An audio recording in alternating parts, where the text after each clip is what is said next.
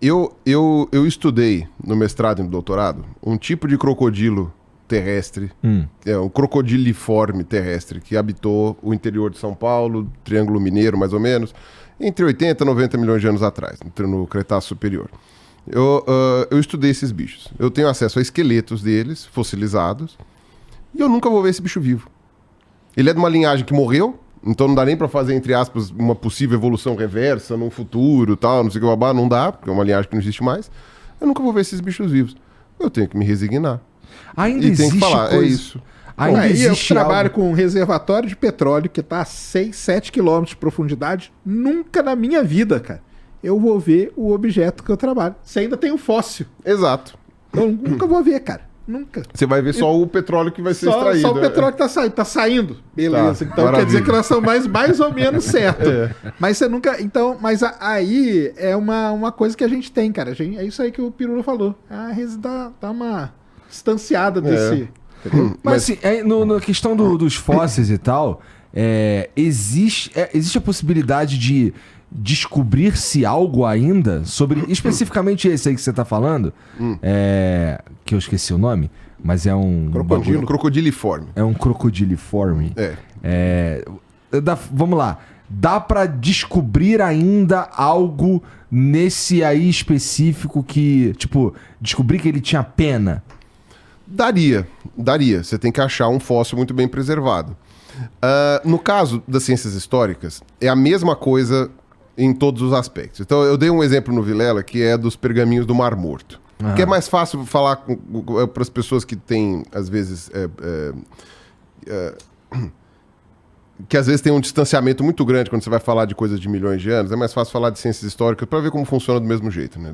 Da ciência da história mesmo. Ninguém achava que ia ter os pergaminhos do Mar Morto. Por muito pouco, não preservou aquilo ali, né? E até o Iago falou que quase que destruíram os pergaminhos do Mar Morto, tal, não sei o quê, porque o pessoal estava preocupado com os vasos e não com os papéis que estavam lá dentro. Enfim, mas aquilo lá é uma coletânea de documentos extraordinária que explicou muito como que explicou muito como era a vida naquele momento, daqueles momentos, né? Porque são vários períodos ali de depósito lá de pergaminhos e tal. Então, antes de descobrir o pergaminho do Mar Morto, ninguém sabia que existia, então eram lacunas, eram dúvidas que existiam e, tipo, paciência, não tem como responder. Alguém achou. No caso lá do pergaminho do Mar Morto, foi encontrado por acaso, né? Não foi uma coisa que eles ativamente foram procurar. No caso dos fósseis, alguns fósseis são encontrados por acaso, principalmente em lugares que não tem histórico fossilífero, tal, não sei o quê. Outros são encontrados ativamente, quando os pesquisadores vão lá atrás. Eles vão bater pedra aleatoriamente. Eu vou sair aqui, quebrar a calçada e vou bater pedra. Não é assim, né? Você tem estudos geológicos que dizem quais são os lugares mais prováveis de ter fóssil e, né, quais são os lugares possíveis de ter fóssil e desses possíveis, quais são os mais prováveis de ter fóssil.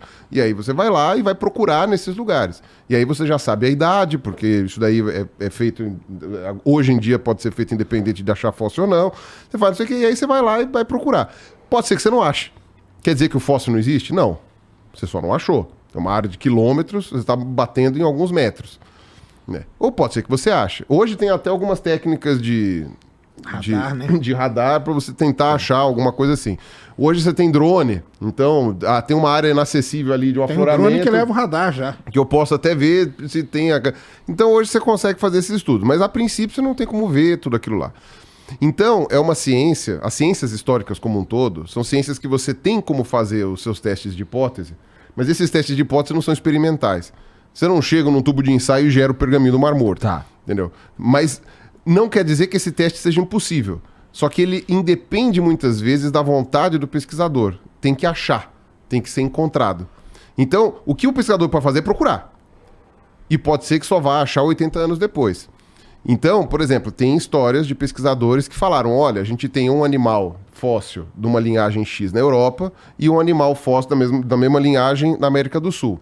Então, como na época você tinha ali os continentes grudados, se a gente bater pedra numa rocha da mesma idade no norte da África, a gente provavelmente a gente vai achar o mesmo bicho ou um bicho intermediário entre os dois.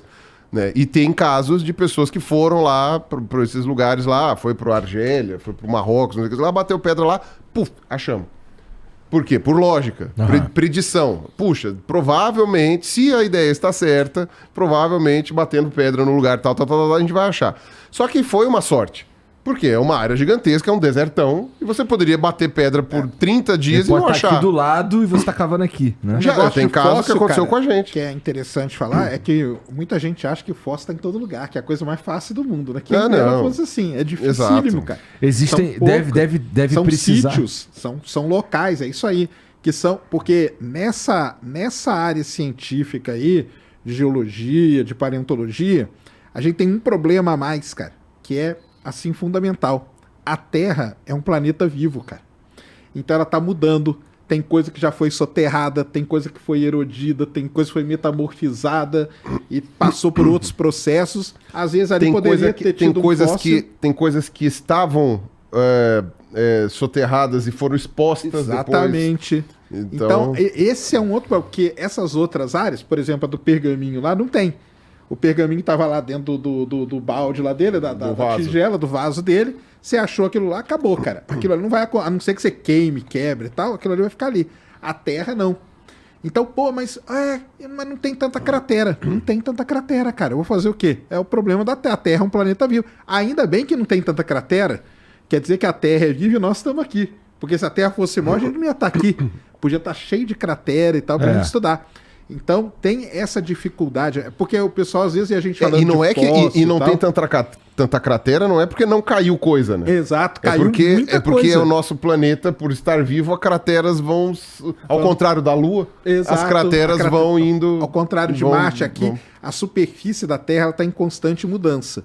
E a vida também atrapalha, né? No caso, também, nasce uma floresta em cima, vai erodindo, né? Exatamente. É só para falar porque o pessoal acha que assim que você vai andar ali na esquina e vai tropeçar num fóssil. É muito difícil. Tanto que a cratera de Chicxulub, lá que o pessoal descobriu lá em Yucatán, ela não tá visível. Não tá. Eu fui para lá, na minha série dos dinossauros, eu fui para Chicxulub porque eu queria ver o negócio lá. É uma praia. Não, do Caribe. Do Caribe não, mas é do Caribe, né? Já tá ali o mar, é o Golfo do México ali, né? Você tá lá, eu sentei lá, pedi um morrito lá, uma marguerita e fiquei lá sentado. Porque você olha, você não vê nada. Só que esse pessoal da Pemex, né, da empresa de petróleo mexicana, eles fizeram estudos de camadas. A cratera mesmo, ela tá enterrada a 1 quilômetro da superfície. Por quê? Durante esses 66 milhões de anos, ela foi sendo soterrada. Mas você encontra até um pedacinho de rocha cristalizada. Vidro, né? De vidro. Exato. Por causa do calor que foi o impacto do meteoro, que gerou essas estruturas, né? Transforma o quartzo, né? A areia ali que é quartzo, o calor é tão intenso e tão... Então, forma vidro mesmo, né? Forma vidro. É uma das maneiras até de achar cratera é procurar esses vidrinhos aí. E aí você acha ela no formato do negócio. Tem uma evidência muito interessante, né? Que você tem as rochas calcárias, né? Que geralmente são as que formam cavernas, né? Porque elas são muito solúveis em água, né? Elas conseguem... A água percorrendo, né? Percola ali e vai dissolvendo. As rochas calcárias, muitas delas são de origem biótica, né? São micro-organismos, pequenos animais ou protozoários que tinham uma concha calcária que, sei lá, morreram numa quantidade gigantesca num oceano antigo, tal, não sei o que, formaram uma estrutura, mas nem todas elas têm essa origem, né? E aí o que acontece? Lá no México, na Península de Yucatán, você tem os cenotes, que são umas estruturas que são uns buracão assim no chão, e dentro você entra e tem um lago. E aí é um troço azul, é lindo, é uma coisa maravilhosa. Os maias eram lugares sagrados para os maias, era onde eles tiravam água para beber. Foi onde eles se esconderam dos espanhóis numa fase mais tensa lá entre eles. Foi uma coisa assim. Hoje é uma atração turística. Todo mundo quer ir em cenote. Tem cenote que o pessoal aluga para casar, faz casamento no cenote. É um troço lindo, é uma coisa incrível. E são basicamente rochas percoladas, né? Que vão formando, vai esburacando ao longo de milhões de anos. E formam aquelas piscinas naturais. Sempre tem água envolvida, então o cenote sempre tem água dentro. Eu visitei os cenotes quando fui para lá também para explicar isso daí. E tá tudo no meu canal, se você não viu, né? Assista o meu canal, veja lá, a série dos dinossauros, deu um trabalhão, custou uma grana. E aí, quando você... Então assistam, por favor, assistam. 16 episódios. 16, né? 16 episódios, 16 cara. episódios. Legal pra caramba. Aquilo ali é legal pra caramba. Olha, me desculpa, eu sou uma pessoa com uma autoestima muito baixa, mas algumas coisas ficaram boas na minha vida. Tudo bem que eu tive a ajuda de umas 15 pessoas ali, mas não foi bom. Mas enfim, eu fui lá pro México e fui para um cenote, que era o que estava aberto no dia lá, porque tem umas filas enormes, tem que marcar, só abre nos dias da semana, tal, ou então são lá na Casa do Chapéu.